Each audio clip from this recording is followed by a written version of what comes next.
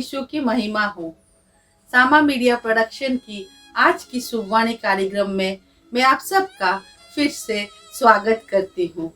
नमस्कार। आज हम पवित्र बाइबल में दिए गए एक अपंग महिला के बारे में संक्षेप में आलोचना करेंगे।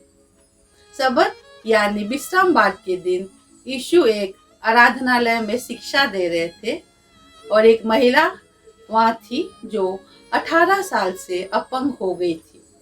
वो मुड़ी हुई थी और बिल्कुल भी सीधी नहीं हो पा रही थी। जब यीशु ने उसे देखा तो उसे आगे बुलाया और उससे कहा, नारी, तुम अपनी दुर्बलता से मुक्त हो।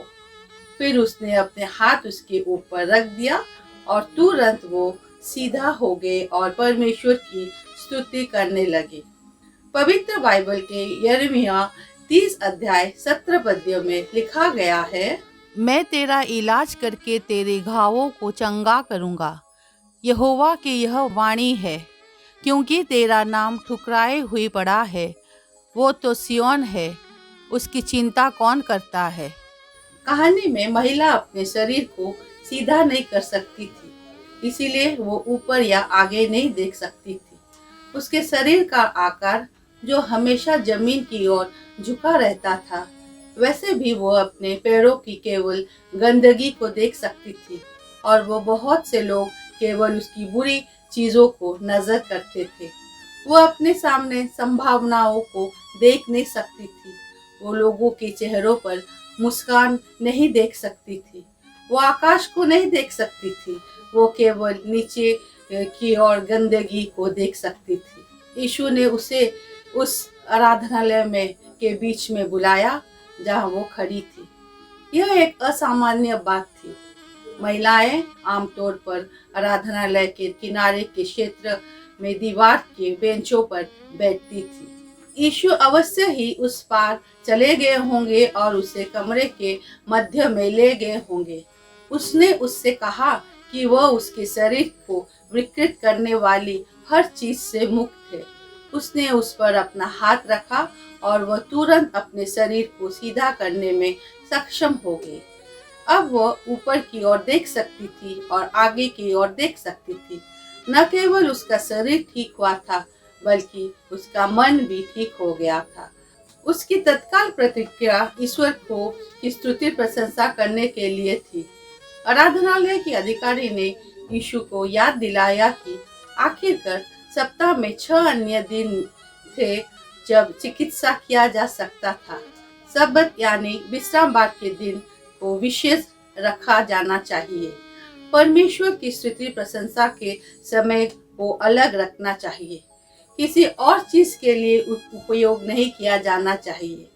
इस तरह की बहस पहली सदी के फिलिस्तीन में सभाघरों में यहूदी हमेशा तोरा यानी बाइबल की पहली 5 पुस्तकें में कानूनों के सटीक अर्थ और यहूदियों को अपने जीवन जीने की सटीक तरीके से मोहित करते थे।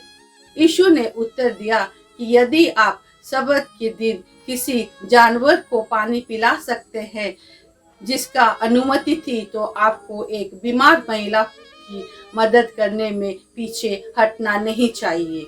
उनका तर्क है कि सब लोगों के लिए परमेश्वर की स्तुति करने के लिए अलग रखा गया दिन है। यदि आप जो कर रहे हैं वो ईश्वर की स्तुति करता है, तो क्या उसकी अनुमति नहीं दी जानी चाहिए? यह राय रखने वाली यीशु अकेले नहीं थे। उस समय में कई अन्य यहूदी रबियों ने सिखाया कि सब लोगों के लाभ के लिए बनाया गया है और लोगों के लिए बोझ नहीं होना चाहिए।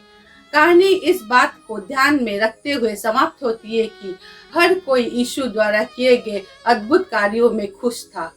सब आनंदित हो रहे थे। निश्चित रूप से लूका के सुसमाचार के लेखक कहते हैं, यीशु ने जो किया वह सही है। उसने व्यवस्था के सच्चे उद्देश्यों का पालन किया है, क्योंकि लोग उसके द्वारा किए गए कार्यों के परिणाम स्वरूप परमेश्वर की स्तुति करते हैं। आइए इस घटना में कुछ सबक पर विचार करें।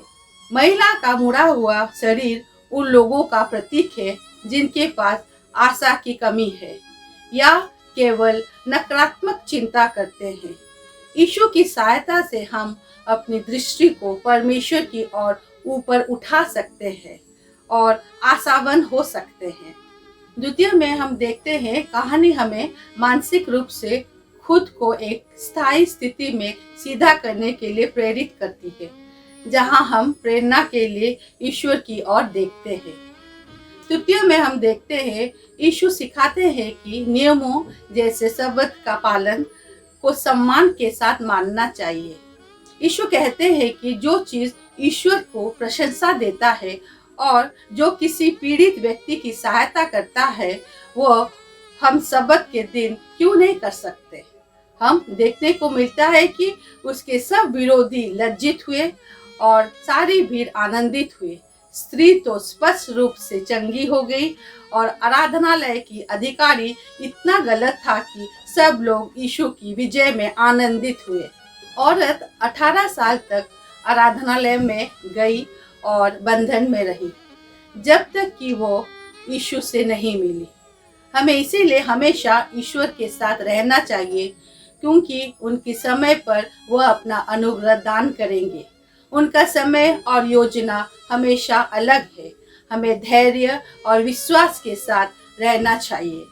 पवित्र बाइबल के मलाकी 4 अध्याय 2 पद्य में लिखा गया है, परंतु तुम्हारे लिए जो मेरे नाम का भय मानते हो, धर्म का सूर्य उदय होगा और उसकी किरणों के द्वारा तुम चंगे हो जाओगे और तुम निकलकर पाले हुए बछड़ों की नाई कूदोगे और फांदोगे।